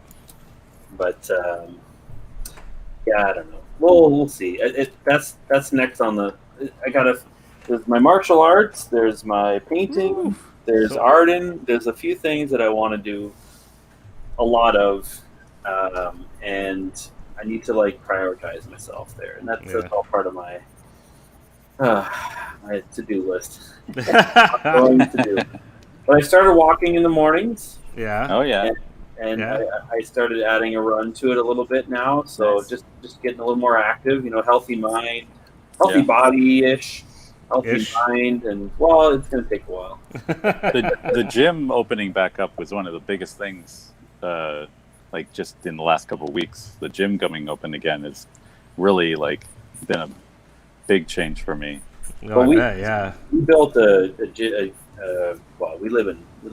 don't live in Toronto, so we have roof in our house. So I built a gym in the garage for us. Yeah. With a rack and a that's great, and everything. Yeah. So you have no excuse. I have no excuse, but let me tell you, I can come up with them. So what do you bench? What do you? Oh, I don't know what that means. Let's go back to what you were talking about. Well, it's been like a nice sort of way to start the day. I felt more like awake in the morning and like just having. I was just wasting a lot of time like trying to get started every day, like staring at Instagram too much and shit like that. Such a waste of time. Oh, well, that's why I like to walk. I just get up. If I think about it, I probably wouldn't do it. But I'm like, just put your shoes on and go. Don't even think about it. And then I come back rejuvenated. I'm all set to work and stuff. I love it. Yeah. So, no, that's awesome. Feel you on that. Let's get the day right. We got there. How much time we got left? Oh, we got like 15 minutes only. Yeah, not much. Is there anything else you want to talk about, Scott? Like you, anything for yourself or? Yeah, I mean, I just want to be in a place where I'm like ahead of the money. I'm not worried about money so much that that I'm choosing to work on something, and whatever comes of. Yeah, because you want to, and because something that you've put the time into. I like the idea of writing. I don't want to be someone who never collaborates again, but I'd like to start balancing those things. Yeah. But I also just want to be open to like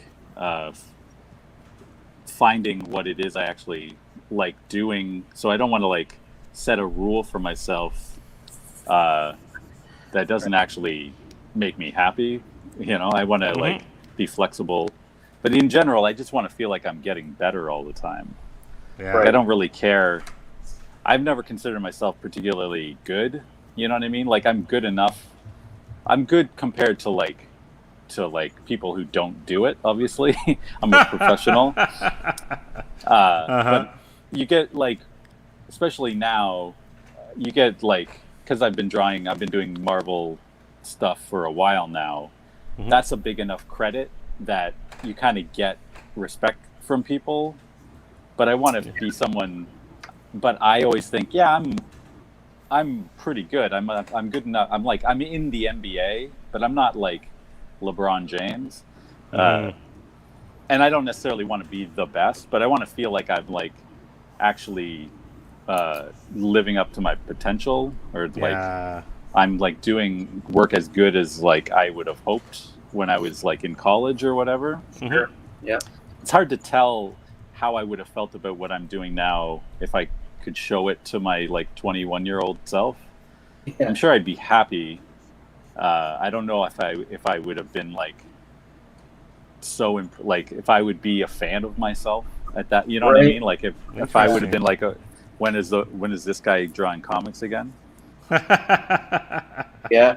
Oh, that's interesting you say that, because I think everyone thinks like that a little bit, right? Like, is it like, when am I going to be a fan of my stuff in a way? Like, yeah, no, I get exactly what you're saying. Yeah, no, and that's going to take a while, right? Or like, you don't even know, right? It's like, I don't know when I'm going to be a fan. Like, I'm really liking what I'm doing these days at work as well. When I get a chance to do some of the concepts, when I get to do the Prex cards and other things, I'm like, yeah, this is, But I'm like, I don't know. I don't know, because the world around us and the people we know, and even the people that we have on these shows are just like, holy shit, man, they're so talented. And you're like, am I there? Am I, not that you're trying to compare yourself, but you're doing it a little bit, right? Mm-hmm. Like, but I don't know. I don't know if they even feel it. If they feel that way, that they're like they're the LeBron James in our circle, or I don't know. I think it's a constant struggle. Like, I know I go through phases where I love my work and other phases when I hate my work. Yeah. There are days when I look at it, I go, I feel like I've progressed. Other days I feel like I've regressed. You know what I mean? We've also lost Scott. Oh. like Rob's typing in the channel, and like for 2 minutes I'm rambling, then you're moving on to rambling, and like, Scott who? That's amazing. We've lost Scott. Well, I mean, is he coming back? Should we? Oh, I see him in the green room. Something's happened here. Hey guys, sorry about that. I don't know. It just shut off on me. I'm not sure what I have to go back and log back in and everything. He's like, I don't want to do this anymore. I got to draw. Because you're not enough's enough. Enough's enough. You're not doing enough deadlifts. That's why, bro. Yeah, exactly. Bro. That's what's happened. Deadlifts are No, but I don't know if you caught it, but I was agreeing with you, Scott. Like about being a fan of yourself. Like, I think it's just sometimes I hate my work, sometimes I love my work, but I feel like it still has a ways to go before I'm the guy who I look forward to seeing on the shelves every week. You know what I mean? Like, yeah. And there are certain times. There's the compounded problem of like making sure that you're on successful enough things money wise that you can like you can afford to take the time that you want to on stuff. It's a balancing act. Like, you gotta like have.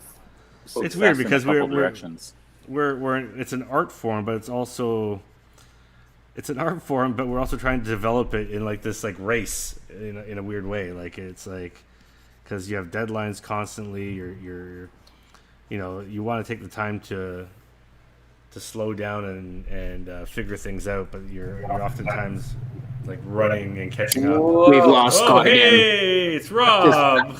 We've lost Scott again. Just letting you know. Rob, what do you want to do with your life? Oh, where did he go? He was ready to go. He had a lot. Well, you know what? I think maybe it's time to call it. We got 10 minutes. We're 10 minutes short, but well, it's the world saying just it's over. It's over tonight. Like the internet's like, I don't like Scott. Not tonight. Not tonight. It's done with him. Yeah, no, it was good. That went pretty quick, man. Yeah, it breezed by. I got to do a bunch of my art there, which is great. And so I saw you work on a bunch of cool stuff, which is really neat. Yeah, just playing. I don't get a chance to play very often, so it was actually nice to just do something. Oh, now he's back! Oh, we're about to leave, and he's like, "No, guys, I'm around. I swear." How's it going? Oh, he's back, but he's frozen. Oh man. All right, buddy. When Scott, if you can hear this, Scott, hang around after the show if you're still on the internet. Thanks, Edie Bass and Mama Deadhead and Sam. And thanks for joining us, everybody. We had Jay Crawford in there. Michelle, great to see her here too. And great to have you join us there for the show. And we're just slow and steady working away on this. We're slow and steady, and I think we were talking about too, like trying to get more people to join us drawing here every Monday. It might be neat to kind of maybe share what people are also doing. While I don't know, like is I know they do feel like 10 minutes. Oh, he's trying. I'm trying. I don't know what's going on. My internet's dog shit today. I'm just gonna. It's probably where you live, man. Asshole you should see the shit that we pull over here. The person that runs that house and collects the rent, he's probably a real piece of work. He's a slumlord, I hear. A real slumlord. Man, awful. Man. Yeah. We lost Scott. Oh no, he's there. He's in pieces. But thanks for joining us, Scott. Yeah, I can still hear you. It's just chugging along. Well, what are we? We're 9 minutes short, but that's not bad. It's not bad. We could ramble on, but we could, It's been a long day. I got a bunch of drawings still to do. And... Yeah, you got a think update tomorrow. You got. But Scott, it was great seeing that sweet face of yours. It was nice seeing you last Monday as well. I've known Scott probably the longest out of all of you. I met him back in '97, I think. Yeah. 97. So 96 maybe 96. Yeah. And the longest friend out of all these guys. And we used to crash at your house before I met Ramon and realized, wow, Ramon's got a much nicer place to stay at.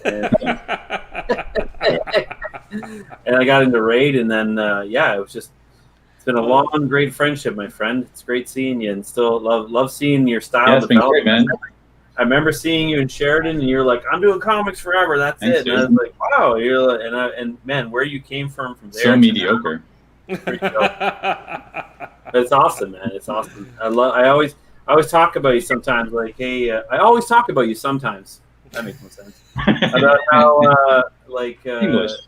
You were like in animation, but all you cared about was comics. It's like that's all I want to do. I don't care about any fucking thing else. And you worked at it. Look now, look at you, right? So it's great. It's great to see that. So yeah, I mean, I definitely am proud that I get to draw comic books. Can you guys hear me? Oh yeah, 100%. Oh, and now not anymore.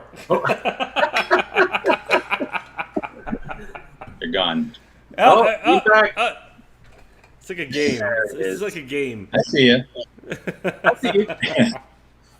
I'm glad that it all works out. I meet a lot of people who, yeah, for sure. I meet a lot of people who like have like a longing for the job that I get to do. Totally. And I often, I mean, I don't mean to like rub it in or anything, but I wasn't good. It wasn't like I got this because I was Joe Vreens. I was like the talent monster who could get there. The LeBron, I was just the one who kept going. That's the LeBron James is the hidden talent. Joe Vreens there. It's not even that hidden. He's just, where's Balto already? Jeez. Anyway, but yeah, no, I hear you, Scotty, for sure. Yeah, no, it's hard work. It's like it's stubbornness and perseverance too that'll get you here. You know what I mean? I'm gonna try and get him to draw this wrestling comic. That would be phenomenal. I think that'd be amazing. That would be next level. Wow. Well, let's wrap it up before we lose you again, Scotty. Yeah, exactly. I love you, buddy. It's great seeing you again.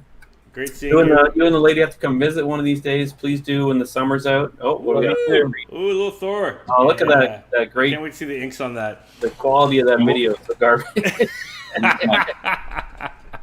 But all right, Ramon, another great episode. Scott, thanks for coming. Cheers, buddy. Dude. Cheers. And and so we'll see you guys next guys. week. And stay tuned for Arden tomorrow. Yeah, Woo! Out.